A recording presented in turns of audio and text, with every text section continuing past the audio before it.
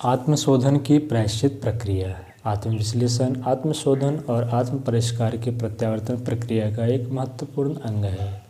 अपने पिछले जीवन की समीक्षा, इसमें जहाँ सत्कर्मों का पर प्रसन्नता और संतोष का अनुभव होना चाहिए, वहाँ यह भी आवश्यक है कि अपने पापों और दुष्कर्मों पर भी गहरी दृष्टि डाली जाए और उनका पश्चाताप प्रायश्चित किया जाए। अध्यात्म दर्शन की सुदृढ़ मान्यता है कि कर्मों का फल अवश्यंभावी है। उस विधान से कोई भी, यहाँ तक कि ईश्वर भी नहीं बच सका है। परमात्मा ने यह सृष्टिक्रम नियम व्यवस्था के अनुसार बनाया है। यह सब कुछ एक विधान अनुशासन के अनुरूप चल रहा है। वे नियम परमात्मा ने बनाए हैं, पर अपने को भी उन्हीं में आबद्ध कर लिया है। भले ही मान्यताओं का उल्लंघन करने की क्षमता उसमें हो, पर वह वैसा करता अपने लिए भी नहीं है। अन्यथा उच्छृंखलता और अनुशासनहीनता की अव्यवस्था सर्वत्र न फैल जाएगी। विधान निर्माता ही विधान को तोड़े तो फिर दूसरों को वैसा करने से कैसे रोका जा सकेगा। भगवान राम ने छिपकर बाली को तीर मारा। जब राम का अवतार कृष्ण रूप में हुआ तो बाली ने बहेलिया बनकर तीर से कृष्ण का प्राण ले लिया। राम के पिता दशरथ ने श्रवण कुमार को तीर मारा। उसके पिता ने शाप दिया कि इस वधकर्ता को भी मेरी ही तरह पुत्र शोक में विलख कर मरना पड़ेगा। वैसा ही हुआ भी। रामचंद्र जी अपने पिता की सहायता न कर सके। दशरथ पुत्र शोक में विलख विलख कर मरे। सुभद्रा ने जब कृष्ण को उलाहना दिया कि तुम मेरे पुत्र अपने भांजे अभिमन्यु की भगवान होते हुए भी रक्षा न कर सके, तो उनने यही कहा कि प्रारब्ध बहुत कठिन है, उसे मिटाना मेरे बस की बात नहीं है। अज्ञानांधकार के युग में ये भ्रांतियाँ फैलाई अवश्य गई हैं कि अमुक नदी स्नान, तीर्थ यात्रा, देव दर्शन, पूजा पाठ, कथा कीर्तन अथवा कर्मकांड से पापों का दंड भुगतने से छुटकारा मिल जाता है, पर वैसा वस्तुतः है नहीं। उस कथन का अभिप्राय इतना ही हो सकता है कि पाप वृत्तियों, दुष्कर्मों की और बहाने वाले ललक घट या मिट जाए। कर्मदंड से बचने का एक ही उपाय है कि समय रहते उसका प्रायश्चित कर लिया जाए। प्रायश्चित का अर्थ भी कोई छटपुट कर्मकांड नहीं, वरन समाज को जो क्षति पहुंचाई है उसकी पूर्ति करना है। हमने गंदगी फैलाई है तो हमारा ही कर्तव्य है कि उसकी सफाई करें। रास्ते में गड्ढा खोदने वाले का ही कर्तव्य है कि उसे पाटे और राहगीरों के लिए टांग टूटने का जो खतरा उत्पन्न किया है उसे दूर करे। पश्चाताप करना भी उचित है ताकि वैसे भूले फिर ना हो। ऐसे प्रसंगों में चांद्रायन व्रत सरीखे कुछ तप साधन भी जुड़े रहने चाहिए। चोरी करने वाला यदि सद्बुद्धि आने पर चुराया हुआ धन वापस कर दे और अपनी भूल पर दुख प्रकट करे तो उससे उसके दुष्कर्म की भरपाई हो जाती है। कटु वचन बोलने पर जिसका जी दुखा है उसे संतुष्ट करने में जितना भाव भरा अनुनय विनय कर ले और उसके दुखे हुए जी को हल्का कर दे तो समझना चाहिए कि प्रायश्चित हो गया। जिसकी चोरी की थी प्रायः उसको वही माल लौटाना संभव नहीं रहता। समय बीत जाने पर न वे वस्तुएं रहती हैं और न व्यक्ति ऐसी दशा में यही मानकर चलना पड़ता है कि समस्त समाज एक इकाई है, व्यक्ति उसके घटक मात्र हैं। व्यक्तियों को पहुंचाई गई अवांछनीय क्षति प्रकारांतर से समाज की ही क्षति है, अस्तु समाज को अतिरिक्त सुख पहुंचाकर उस पाप कर्म की क्षतिपूर्ति की जा सकती है। पाप का बदला पुण्य से चुकाया जा सकता है। इस सिद्धांत के अनुसार जितने वजन के पाप हुए हैं, प्रयत्न यह होना चाहिए कि उतने ही वजन के अतिरिक्त पुण्य कर्म किए जाएं और पाप पुण्य का पलड़ा बराबर किया जाए। इस प्रक्रिया का अवलंबन लेने से पाप कर्मों के कारण अंतरात्मा पर जो अतिरिक्त भार पड़ गया था उसे हल्का किया जा सकता है। प्रत्यावर्तन सत्र के हर साधक को समझाया जाता है कि उसे अपने सभी पाप स्मरण करने चाहिए और उन्हें पेट में गांठ बांध कर रखने की अपेक्षा कम से कम एक व्यक्ति को इस सत्र के संचालक को विस्तार पूर्वक घटनाक्रम के साथ बता देना चाहिए। इससे साधक का जी हल्का होगा और प्रायश्चित करने की रीति नीति का परामर्श मिलेगा। मनोविज्ञान शास्त्र के अनुसार दूरी दुरावों की मानसिक ग्रंथियाँ बनती हैं और वे कालांतर में शारीरिक मानसिक रोगों के रूप में फूटती हैं, व्यक्तित्व को विकृत करती है। अस्तु वे मानसिक रोगियों को अपना जीवन क्रम बिना दुराव चिकित्सक के सामने विस्तार पूर्वक वर्णन करने को कहते हैं। इस प्रकार रोगी जब सब कुछ भला बुरा कह देता है तो उसका जी हल्का हो जाता है। अंतःचेतना पर पड़ा हुआ दबाव घट जाता है। फलस्वरूप रोगी का मानसिक कष्ट कम हो जाता है। इस मनोवैज्ञानिक चिकित्सा पद्धति में अध्यात्म चिकित्सा विज्ञान इतना और जोड़ता है कि मात्र कह देना ही काफ़ी नहीं, वरन समाज को पहुंचाई क्षति की पूर्ति भी करनी चाहिए। अन्यथा वाणी से कह देने पर जी तो हल्का हो जाएगा, पर किए गए पाप का अंतःकरण पर लदा हुआ बोझ हल्का ना हो सकेगा। उसका प्रायश्चित क्षतिपूर्ति के साहसिक कदम बढ़ाने से ही हो सकता है। प्रत्यावर्तन सत्र में आने वालों को अपने अंतःकरण को दुराव परतों को खोलने के लिए, भूलों के भविष्य में पुनरावृत्ति न करने के लिए तथा क्षतिपूर्ति के लिए साहसिक कदम बढ़ाने को कहा जाता है। इस प्रकार आत्मशोधन का महत्वपूर्ण प्रयोजन पूरा होता है।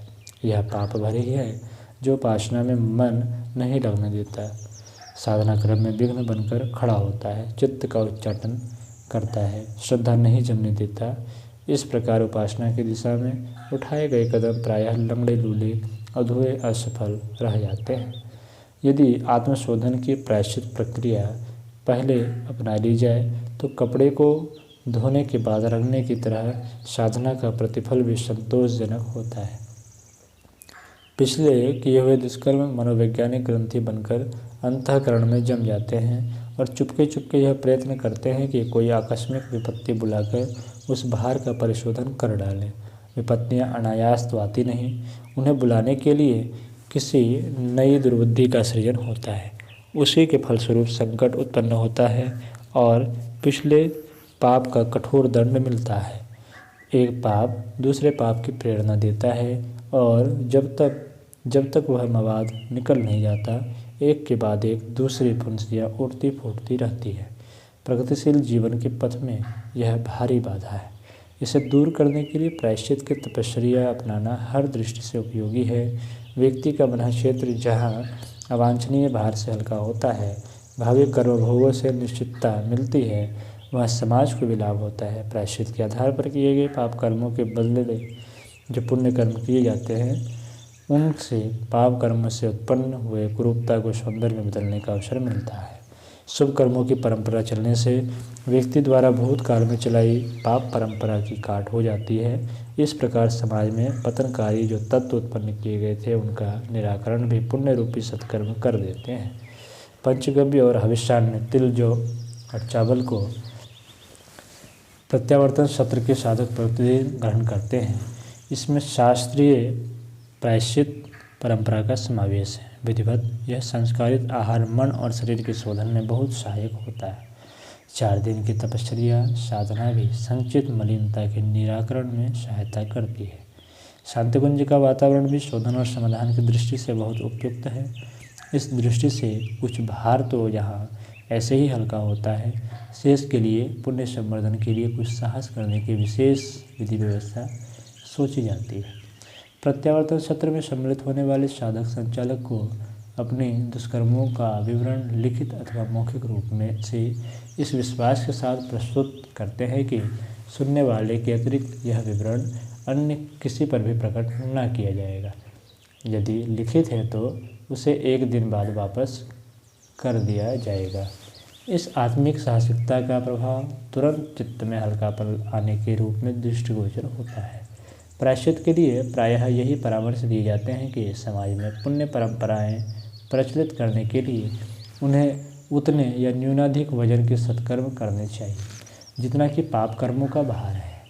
पुण्य प्रवृत्तियों का अभिवर्धन करने से कर्ता के चित्त में जो संतोष होगा, उससे स्वभावतः वे घाव भरेंगे जो दुष्कर्मों ने अंतःकरण में रखे थे और जो आत्मग्लानि के आत्म प्रताड़ना के रूप में निरंतर कसकती और रिश्ते थे। चोरी, व्यभिचार, बेईमानी, छल, क्रूरता जैसे दुष्कर्मों को पाप नाम से सहज ही जाना जाता है और उन अवांछनीय घटनाक्रमों का स्मरण भी सहज हो जाता है। ये सामाजिक पाप है। आत्मिक पाप इससे भी बड़े चढ़े और भयावह है। हम आत्महत्या और ब्रह्म हत्या करते रहते हैं और यह सोचते भी नहीं कि इस प्रकार के जघन्य कर्म हम निरंतर करते जा रहे हैं।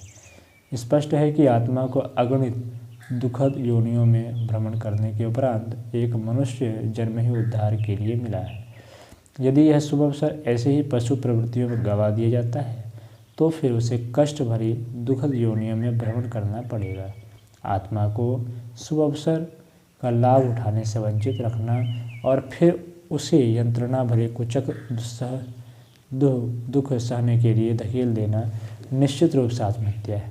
उसका प्रायश्चित लगभग 84 लाख वर्ष पर्यंत भोगना पड़ेगा। एक योनि में औसतन 1 वर्ष तो रहना ही पड़ेगा। ब्रह्म हत्या का तात्पर्य यहाँ ईश्वर के अरमानों को चकनाचूर कर देना है। उसने अन्य प्राणियों की तुलना में मनुष्य को जो असाधारण और अद्भुत अनुदान दिए हैं, उसका एकमात्र प्रयोजन यह है कि इन अतिरिक्त विभूतियों का उपयोग वह उसके विश्व उद्यान को समुन्नत सुरभित बनाने के लिए करेगा। किंतु जब हम उसे अंगूठा दिखाकर लोभ मोह की गंदगी चाटने में लग पड़ते हैं तो निश्चित रूप से परमात्मा के उस प्रयोजन की अरमान की हत्या हो जाती है जो उसमें लगभग अपनी ही जितनी क्षमता वाला काय कलेवर हमें देते समय संजोया था। निश्चित रूप से यह ब्रह्म के अरमानों का हरण करने वाली ब्रह्म हत्या ही कही जा सकती है। भले ही विषपान करके आत्महत्या न की गई हो और साधु ब्राह्मण का कत्ल करने जैसी ब्रह्म हत्या न बन पड़ी हो, पर जिस रीति के साथ जीवन प्रक्रिया चलाई जाती रही है उसे आत्महत्या और ब्रह्म हत्या का सम्मिलित दुष्कर्म ही कह सकते हैं। यह पाप कम मात्रा में नहीं हुआ। जीवन का महत्वपूर्ण भाग अब तक इसे कुचक्र में लगाया जा चुका है। यदि उस पाप की गरिमा और उसके दंड पर विचार करें तो रोमांचकारी विभीषिका सामने खड़ी दिखाई पड़ेगी। योनियों के कुचक्र में भ्रमण आत्महत्या का और ईश्वर का चरम को ब्रह्म हत्या का दंड होता है। इन दोनों प्रताड़नाओं से कितनी कष्टकारक व्यथाएं सहनी पड़ सकती है, इसकी कल्पना की जाए तो 84 नरक के होने वाले उत्पीड़न की जो तस्वीर बाजार में बिकती है उससे हल्का नहीं भारी संकट ही सामने खड़ा दृष्टिगोचर होगा।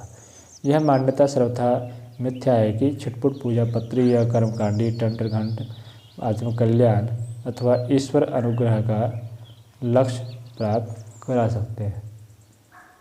उपासनात्मक उपचार तो रेलवे लाइन पर खड़े सिग्नल, सड़क पर खड़े संकेत पट मात्र है जो दिशा निर्देश भर करते हैं। काम तो सत्प्रवृत्तियाँ अपनाने और पुण्य कर्म करने से चलता है। पाप भी तो दुष्कर्मों के घटनाक्रम एवं क्रियाकलाप से ही बने थे। पुण्य प्रायश्चित भी उसी स्तर का घटनाक्रम एवं क्रियाकलाप अपनाने से पूरा हो सकता है। यदि पूजा स्तर के पाप हुए होते तो वे पूजा स्तर के पुण्य से कट सकते थे। कर्म की काट तो कर्म से ही हो सकती है। इसलिए प्रायश्चित द्वारा आत्मशोधन का आत्मिक प्रगति का पथ प्रशस्त करना पड़ता है। यहाँ वैसा ही सत्साहस दिखाने की जरूरत पड़ती है जैसा कि दुष्कर्म करते समय किसी को भी न सुनने जैसा दुस्साहस किया गया था। समग्र प्रायश्चित की दृष्टि से यही उचित है कि भावी जीवन का यह एक अविच्छिन्न क्रम बनाया जाए कि ईश्वर प्रदत्त विभूतियों का एक बड़ा अंश सत्प्रवृत्तियों के विवर्धन के लिए लगाया करेंगे। 24 घंटे समय में से 8 घंटे कमाने के, 7 घंटे सोने के, 5 घंटे फुटकर कार्यों के लिए रख लें तो 20 मिनट भौतिक जीवन के लिए, शरीर, मन और परिवार की आवश्यकता पूर्ति के लिए पर्याप्त होने चाहिए। शेष 4 घंटे का श्रम परमार्थ परियोजनाओं में लगाया जा सकता है। घर परिवार के सदस्यों में एक सदस्य परमार्थ को भी जोड़ लिया जाए तो एक कुटुंबिका पर खर्च होने वाला व्यय लोक मंगल के लिए नियोजित हो सकता है। घर में एक बच्चा यदि और होता तो किसी प्रकार उसका भी पालन पोषण करना ही पड़ता। यही बात परमार्थ प्रयोजन के संबंध में सोचकर चला जाए तो कमाई का एक महत्वपूर्ण भाग उसके लिए निकाला जा सकता है। इस युग का सर्वश्रेष्ठ सर्वप्रधान परमार्थ एक ही है, भावनात्मक नव निर्माण। इस युग की समस्त विकृतियाँ निकृष्ट चिंतन के कारण ही हुई हैं। दुष्प्रवृत्तियाँ दुर्भावनाओं की बेल पर लगने वाली फलियाँ ही हैं। विश्व का सर्वनाश करने के लिए समुन्नत असंख्य विभीषिकाएँ मनुष्य के निकृष्ट चिंतन ने ही उत्पन्न की है। उसका निराकरण एक ही उपाय से हो सकता है कि विचारणा का स्तर ऊंचा उठाने में अग्निकांड पर जल डालने की तरह सब ओर से ध्यान हटाकर पूरी एकाग्रता के साथ जुट जाना चाहिए। अन्नदान, जलदान, धर्मशाला, मंदिर, कुआं, तालाब, बगीचा लगाने जैसे कार्य पीछे भी हो सकते हैं। संपत्ति उपार्जन में थोड़ी सी ढील भी रखी जा सकती है, पर आपत्ति धर्म की तरह बौद्धिक अनाचार से लड़ने में युद्धकालीन संकट की तरह सारी शक्ति झोंक दी जानी चाहिए। विचार क्रांति की लाल मशाल इसी प्रयोजन के लिए जल रही है, यानी एक आवाहन इसी युग पुकार का अनुसरण करने के लिए है। इन दिनों समस्त पुण्य प्रवृत्तियों का प्रवाह इसी दिशा में गतिशील होना चाहिए। प्रायश्चित के लिए जितना भी साहस जगे उसे पूरी तरह इसी दिशा में नियोजित कर दिया जाना चाहिए। अब तक हुई आत्महत्या और ब्रह्म हत्या का निवारण करने के लिए, आत्मकल्याण और ईश्वर अनुग्रह का वरदान पाने के लिए हमें पुण्य प्रयासों सहित सर्वोत्तम प्रकार से ज्ञान यज्ञ में निरत होना चाहिए और चोरी व्यभिचार जैसे सामाजिक असाधारण दुष्कृत्यों के दंड से बचने के लिए उसी स्तर के कुछ साहसिक कदम बढ़ाने चाहिए। यह परामर्श प्रत्यावर्तन सत्र के साधकों को दिया जाता है। निश्चित रूप से इससे आत्मशोधन और आत्म परिष्कार का प्रयोजन भली प्रकार पूरा होता है। ओम।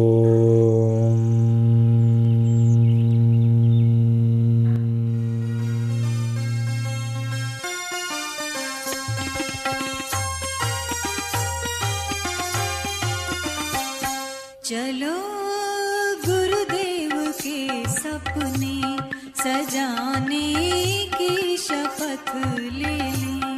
चलो गुरुदेव के सपने सजाने